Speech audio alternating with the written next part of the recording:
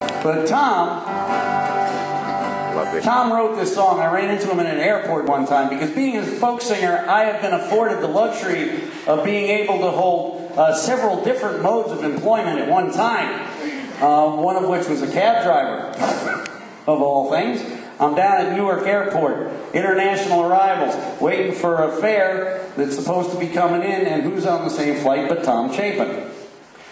I've played a number of concerts opening for Tom. I knew Tom, Tom knew me. He saw me standing there, he goes, "What are you doing here?" I said, "I'm making money. What are you doing here?" So, well, I just finished recording an album for the Suits at Sony, and we got a great song on it. It's a song that's just right for you, because you're an educator, you're an environmental educator on the Clearwater. The song is about fish, but it's got a great Waylon Jennings, Willie Nelson groove to it. Now, when I play this for the kids on the boat, the reason I like this song is because when Tom's philosophy is writing a kid's song, you're not writing a song for kids. You're writing a song for kids' parents. Because they're the ones that are going to listen to it a billion times as the kid listens to it, but they're the ones that are going to get sick of it first. So he writes his songs on two levels. He's got one that's really great called Barbie and the Battle Beast. This particular song, it's got a lot of puns that have to do with fish and other sea creatures. And I tell the kids, what I want you to do is count the number of sea creatures in this song. Now, clams and clamlets are the same kind of creature, so they only count for one. So try and keep track. Some of the names are hidden. We'll see how close you can get.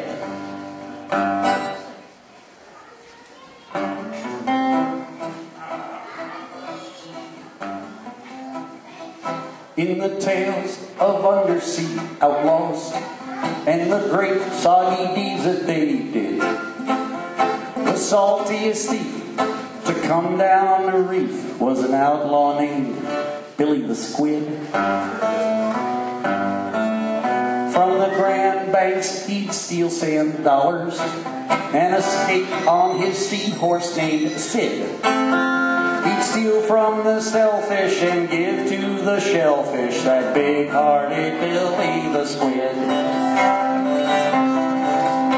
Now in the Pink Coral Lounge, that's a sandbar, worked the former Miss Lake Champlain, a beautiful mollusk, a real living dollusk, and her name was Calamity Jane. I didn't write this one. Now this dive was as hard as a barnacle. It was real barracuda terrain, where the groupers and grunts pulled unsavory stunts, which was tough on poor Calamity Jane. Now one day, through the bar swam a stranger.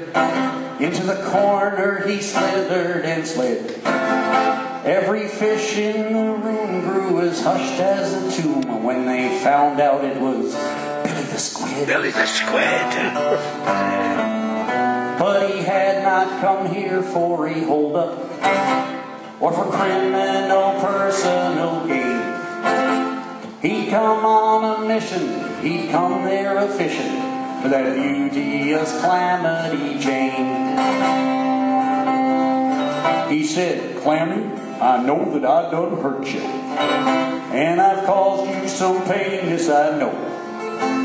But before it's too late, I'm gonna go straight, or as straight as a squid can go." So he asked for her hand, but she had none. To prove it, she lifted her lid. "Well, how about a foot?" And a foot out she put. "It's a beauty!" cried Billy the Squid.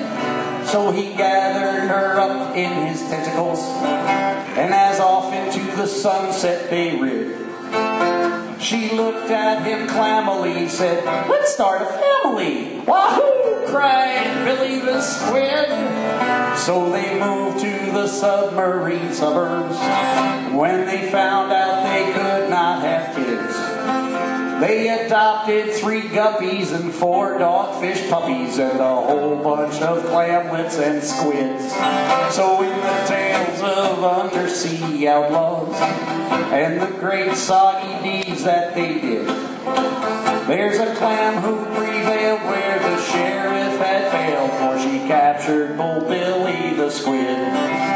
There's a clam who prevailed where the sheriff had failed, for she captured Bull Billy the Squid.